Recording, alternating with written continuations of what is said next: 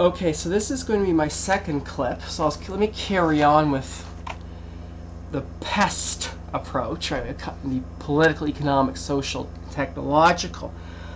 Maybe a simple thesis would be, why do exactly the critics of what's going on in the United States like to call Alan Greenspan, the former chairman of the Federal Reserve, Alan Bubbles Greenspan? Why do they give him that nickname? Because there's a lot of financial bubbles. Stock markets go up and then stock markets crash. They have bubbles, meaning they boom ridiculously high, and then everything comes crashing down afterwards. All the bubbles. Another one, of course, why do they call the current Federal Reserve Chairman Bernanke the helicopter Bernanke? What's that all about? Another interesting character you might want to look into is a guy named Hank Paulson, who is the Secretary of the Treasury. He is an interesting character as well. So that might be something as well. So in other words, what you could do is research all the key people in the news, is what I'm trying to suggest there. A third one would be something like social, right, in our PEST analysis. So take, for instance, that TV show that I'm sure you all love, called The 70s Show. That 70s Show, right? And in it, if you recall, there's the father, Red Foreman, loses his job at the factory. So from a social perspective, you could ask yourself, what are the social responsibility issues for a business that fires its employees? So they say, sorry, game over, you're fired, bye-bye. Change the, give me your keys back, change the locks on the door, you're fired. Or does business have other responsibilities to employees who are laid off? Or you could look at it from the perspective of Red Foreman. Write your thesis on the the implications of losing your job and all the stress and adjustment problems and retraining issues that Red would have, right? So you could look at it from that perspective as well. You just pick one and run with it.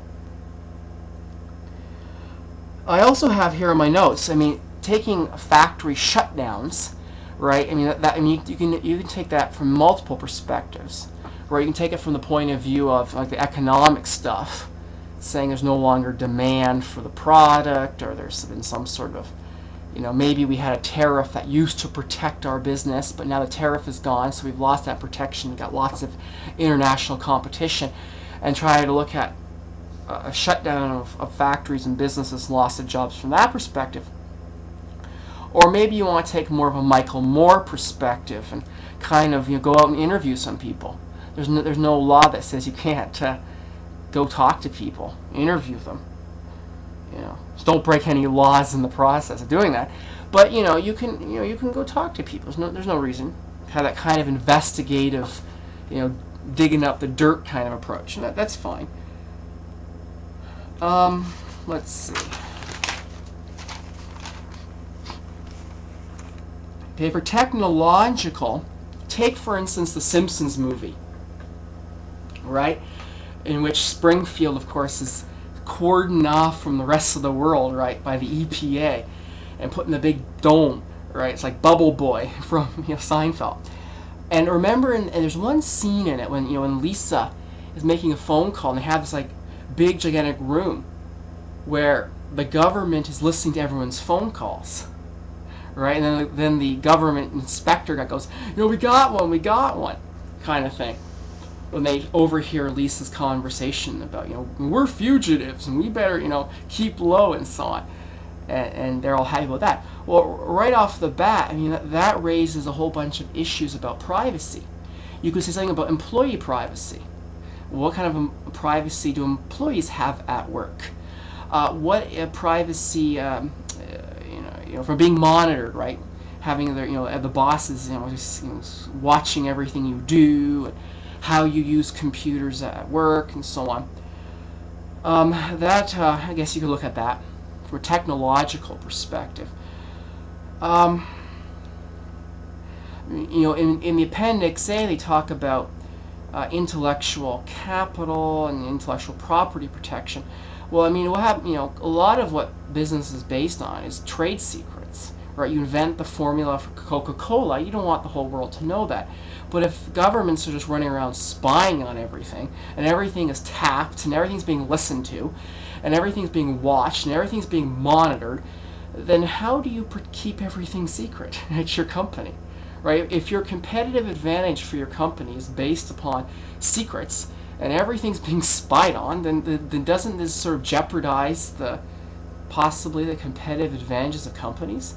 Or what should companies do to keep their secrets secret? Right? It's so easy just to say, here's a file and copy it and there you go. Corporate espionage is so easy, right?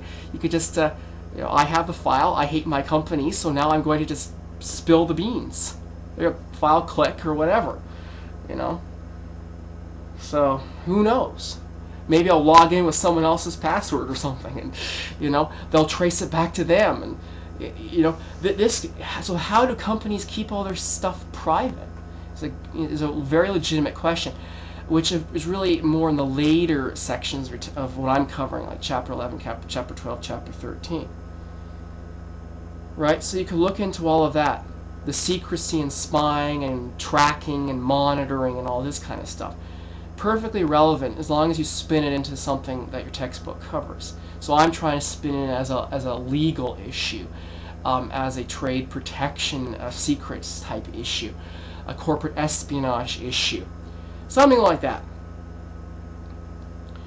Right? I mean, of course, you could also approach that from a perspective of a sort of a constitutional perspective, right? If you're, let's say, a media company, and you want to publish the news, then what are all these things like free speech zones we see in the United States, and they have protests and so on? What does that message mean? That you're not allowed to just openly protest and assemble peacefully, but we have to sort of cordon you off into some little back room or something, or put you in some cage. What does that say to the freedom of thought? You know, what does that say to your reporters who are writing for your newspaper or writing for your journal? Are they now in jeopardy if they write something a little bit too controversial? They're going to get thrown in some prison, or they're going to get marginalized, or they're going to get shut down, right? So we have to be very careful about about how much we restrict the freedom of speech. So that could be another topic. You look at it from a civil libertarian perspective, and the freedom of the press, which has, of course, big political implications as well, since the whole democracy is founded upon the fact that information should be freely available, not kept secret in some back room where only a few people know about it, and no one else is allowed to know. Right, so that's not really democracy. Alright, so that's that. I mean, you can have fun with that. Okay, so let me go through the chapters briefly. I just wrote comments very quickly. Actually, I'm going to start clip number 3, because it's, yeah, what the hell, why not?